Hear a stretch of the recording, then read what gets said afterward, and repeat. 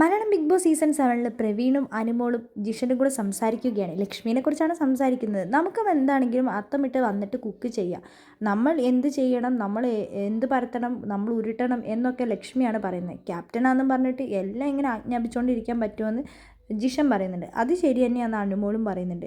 രാവിലെ എന്നോട് പറഞ്ഞു തേങ്ങ ചിരണ്ടണം എന്ന് പറഞ്ഞു, പിന്നെ അത് തിരുമണം എന്ന് പറഞ്ഞു, പിന്നെ അത് പാലാക്കണം എന്ന് പറഞ്ഞു, പിന്നെ അത് സ്റ്റൂ ആക്കണം എന്ന് പറഞ്ഞു. എന്തൊക്കെ കാര്യങ്ങൾ അവൾ എന്നോട് ആജ്ഞാപിച്ച് പറയുന്നത്.